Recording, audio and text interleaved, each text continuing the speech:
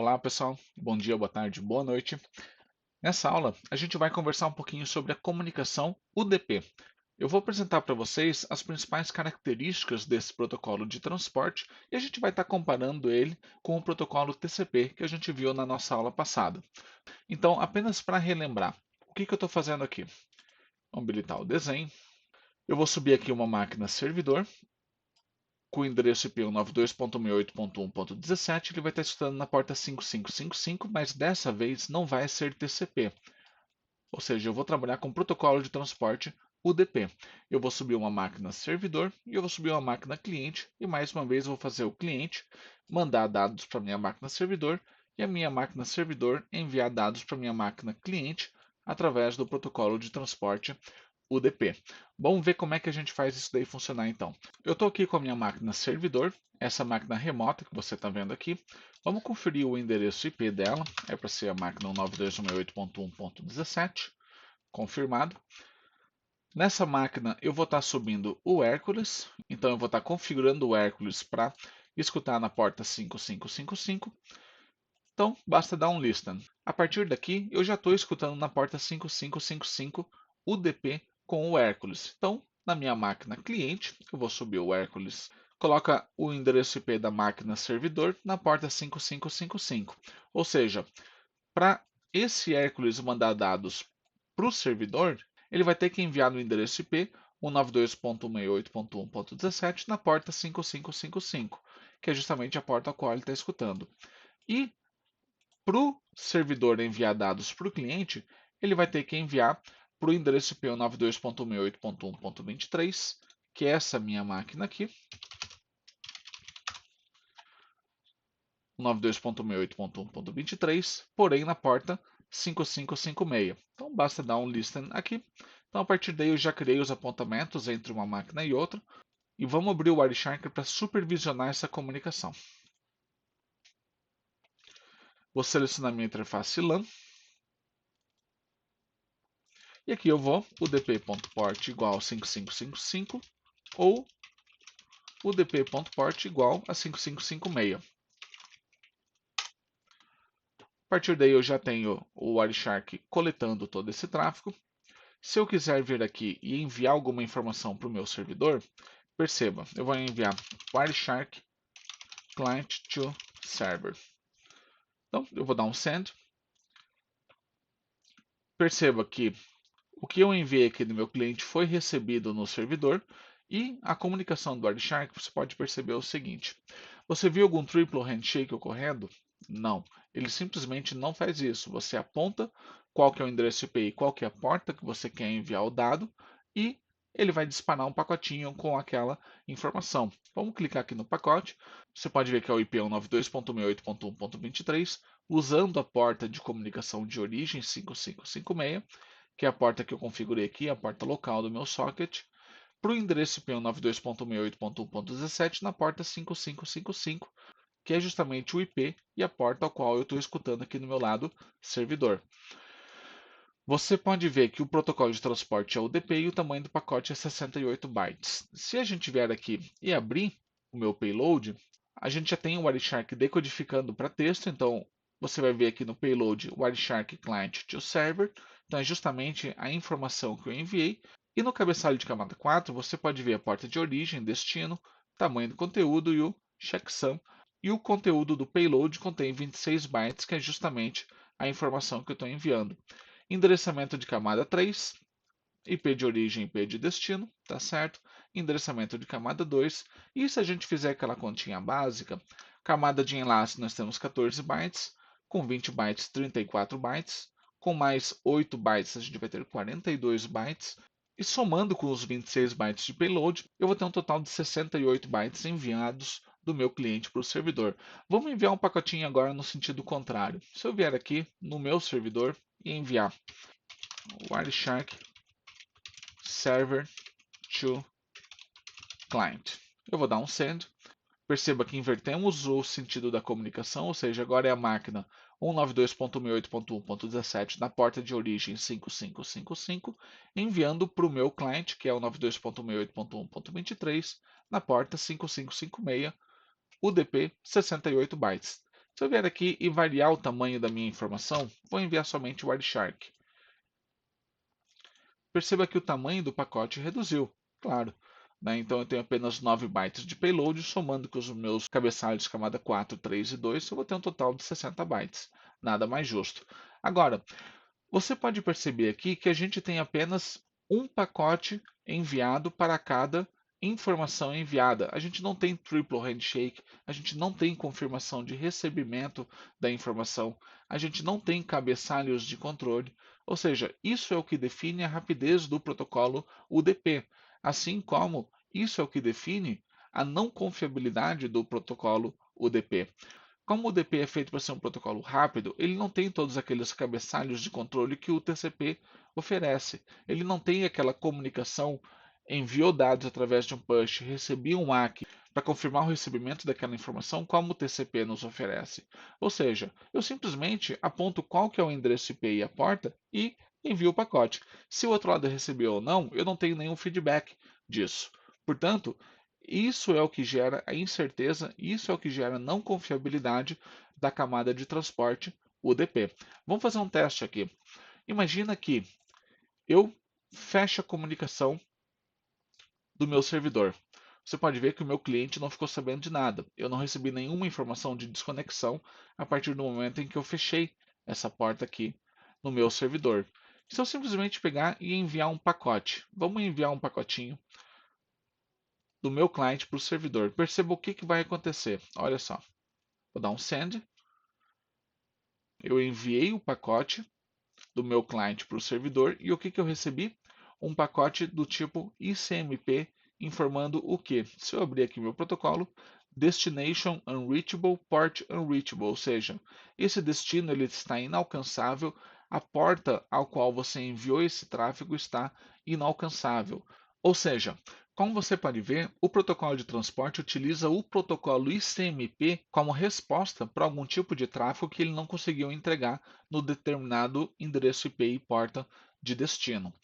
A gente vai ver muito isso quando a gente estiver analisando RTP. Por exemplo, caso eu comece a enviar RTP para um dispositivo que não está escutando aquela porta, eu passo a receber ICMP de retorno. E se a gente for analisar esse pacotinho ICMP, olha só o que ele carrega. Tenho minha camada 2 de enlace, camada 3. Aqui eu tenho o protocolo ICMP. E como você pode ver, o ICMP está retornando para mim qual foi o pacote que ele não conseguiu entregar naquele destino. Uma vez que eu fechei a porta de comunicação 5555 aqui no meu servidor e eu mandei um pacote para aquele endereço IP e porta e o servidor não está mais escutando, aquele pacote ele literalmente bateu no servidor e retornou para mim através de um ICMP. E esse ICMP você pode ver, olha, Destination Unreachable, Port Unreachable. Aqui ele está retornando para mim qual foi o motivo do erro que ele não conseguiu entregar esse pacote. E aqui ele está entregando para mim justamente o pacote. Está me dando o endereçamento de camada 3, ou seja, partiu do meu cliente para o meu servidor. Está me dando camada 4, partiu da porta 5556, destinado à porta 5555, e aqui ele está me dando o payload, Wireshark Client to Server. Essa informação aqui não pode ser entregue. Então é importante a gente sempre ficar de olho no protocolo ICMP, porque ele literalmente ele é o status, ele é o feedback do protocolo UDP. Como não existe confiabilidade em cima do UDP, caso ocorra algum tipo de erro de comunicação, a gente vai ficar sabendo através do protocolo ICMP. E a gente vai ver muito o ICMP aparecendo quando a gente estiver lidando lá com streaming RTP, enviando o protocolo SIP para destinos incorretos. Então, esse é um protocolo auxiliar que a gente vai dar muito foco aqui nesse curso. E da mesma forma que através do sistema operacional eu consigo monitorar qual que é o PID, o ID de processo daquela comunicação, daquele socket aberto na máquina, com o TCP, eu consigo fazer o mesmo processo através do protocolo UDP. Acompanha comigo. Botão direito no iniciar, vai em executar, command e digita o famoso comando netstat-ano.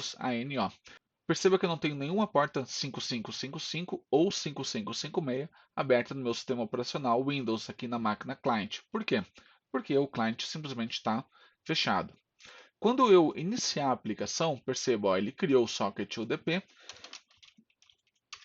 netstat-ano, e a partir daí, olha só que interessante, ele criou o socket UDP, escutando na porta 5556, está sendo gerenciado pelo PID 8624. Então você pode ver aqui o PID 8624. Se eu simplesmente vir aqui no meu Windows e vier aqui em detalhes, você pode ver aqui o Process ID associado a cada aplicação. 8624 está vinculado ao Hércules. Muito bem, então a gente sabe que o Hércules está abrindo aquela porta 5556 aqui no meu sistema operacional. Se eu vier aqui simplesmente finalizar a árvore de processos dessa aplicação, ele vai encerrar todos os sockets de forma abrupta. Lembra que lá no protocolo TCP, a aplicação gerava um reset para quem tivesse conectado. Aqui, o que vai acontecer? Eu vou simplesmente finalizar a árvore de processos e nada vai ser informado. Ou seja, como não existe nenhum estabelecimento de comunicação entre cliente e servidor, simplesmente trata-se de um apontamento. Se houver um encerramento do socket no momento de algum tipo de transferência ocorrendo sobre UDP, o lado que estava enviando os dados simplesmente não vai ficar sabendo, a não ser que ele esteja tratando esses pacotes ICMP de retorno. Então, por isso que é importante monitorar o tráfego UDP e entender essa relação que existe entre o UDP e o ICMP, e principalmente estar ciente sobre o processo de que não existe uma conexão entre cliente e servidor UDP, assim como existe numa conexão TCP. No TCP, tudo é reportado. No UDP, eu simplesmente aponto para um endereço IP e uma porta específica e transmito o dado. Se chegou lá ou não, eu não sei dizer. Eu tenho que ficar monitorando a comunicação ICMP para saber se o dado chegou lá efetivamente ou não. E além disso, como a gente tem o String Index na comunicação TCP, a gente também tem na comunicação UDP. Acompanhe aqui comigo. Se eu vier aqui na minha camada de transporte, eu também tenho o String Index. Você pode ver que essa comunicação que eu estou acompanhando aqui entre a minha máquina cliente e a minha máquina servidor está sendo gerenciada, está sendo tagueada com o String Index 18 pelo Wireshark. Se eu vier aqui e adicionar ele com uma coluna, perceba que esse String Index trata-se do TCP. Você pode ver aqui com o mouse, tcp.string é essa coluna, e no String Index do UDP é udp.string. Então, eu vou alinhar aqui no centro e eu vou abrir uma nova conexão. Então, eu vou dar o listen aqui, vou dar o listen aqui na minha máquina cliente e eu vou passar a enviar dados de uma máquina para outra. Você pode ver os pacotinhos sendo capturados aqui atrás do Wireshark. Você pode ver que está sendo gerenciado sobre String Index 18 ainda. E se eu vier aqui finalizar essa conexão e abrir de novo, eu vou passar a enviar os dados e tudo isso aqui vai ser dado ainda sobre String Index 18. Ah, mas o que aconteceu? Porque lá no TCP, quando você fechava a conexão e estabelecia ela novamente, o String Index era variado. Aqui nesse caso, não, ele está sempre sendo 18. Porque naquele caso, o TCP elegia uma porta dinâmica como origem para o cliente mandar dados para a máquina servidora. Aqui eu estou fixando a porta e o Wireshark se baseia nos endereços IPs de origem e destino e portas de origem e destino para taguear o String Index. Como eu não estou variando a porta de origem, a porta de destino, ou IP de origem ou IP de destino, ele está interpretando como o mesmo String Index. Vamos fazer um teste aqui. Eu vou variar a minha porta. Então, aqui na minha máquina 17, eu vou passar a escutar na porta 5559. Então, 5559 vai ser a porta que eu vou enviar os dados para a máquina 17. E na minha porta local vai ser a porta 5551. E aqui eu vou estar enviando dados para a porta 5551 do endereço IP 192.168.1.23. Eu vou dar um listen, eu vou dar um listen aqui. Eu vou reconfigurar o Wireshark para que ele escute também nas portas 5559 e 5551. Então, ou udp.port igual 5559 ou udp.port igual 5551. Eu quero mostrar as portas anteriores, 5555 e 5556, para que eu possa mostrar o String Index antigo, o 18, e o novo String Index que vai ser gerado entre as portas 5551 e 5559. Vamos lá então. Então, eu já tenho aqui os meus dados, eu vou passar a enviar dados entre uma máquina e outra, teste 1, 2, 3. Você pode ver que os dados estão sendo enviados sobre o novo String Index 4447. E aqui eu vou estar enviando dados novamente para minha máquina cliente. Então, tenho aqui os dados recebidos. e o string index é simplesmente 4447. Vamos voltar para as portas anteriores para ver o que vai acontecer. Vou dar um close, close. Aqui eu vou mudar para a porta 5555 e ele vai passar a escutar na porta 5555. Ele vai originar a partir da porta 5556 e ele vai passar a enviar dados para a porta 5556 nesse IP. Eu vou dar um listen e vamos enviar alguns dados novamente. Wireshark. Você pode ver ó, que está sendo enviado dados e simplesmente voltou para o meu string index 18. Ou seja, como não existe conectividade, existe uma associação direta entre os endereços IPs de origem e destino, portas de origem e destino, para que o Wireshark utilize isso daí como tag, justamente para mapear o string index. Como não existe relação de conectividade entre uma máquina e outra, o Wireshark se baseia simplesmente dessa forma. Então, pessoal, espero que tenha ficado claro a diferença de comunicação entre os protocolos TCP e UDP, como que a gente analisa eles no Wireshark. A gente vai aprofundar os estudos em cima desses protocolos nas próximas aulas. A gente vai utilizar muito o String Index daqui para frente. Então, eu vou estar disponibilizando esse arquivo aqui para vocês. Então, eu vou salvar ele como UDP cliente. Então, pessoal, vocês têm acesso a esse arquivo que eu acabei de salvar. Repitam esses procedimentos que eu acabei de gerar aqui na minha máquina. Tente utilizar o Hercules para se comunicar entre uma máquina e outra. Trabalhe com transporte UDP, trabalhe com transporte TCP e utilize o Wireshark para monitorar essa comunicação entre uma máquina e outra com o Hercules ou qualquer outra aplicação que você prefira, para que você possa ver bem a diferença do transporte aplicado sobre o envio e recebimento dessas informações entre máquinas diferentes. Essa é uma maneira bem prática, bem didática, para que você possa ver na prática como que a gente utiliza o Hercules para monitorar a comunicação TCP e também o DP. Até a próxima aula.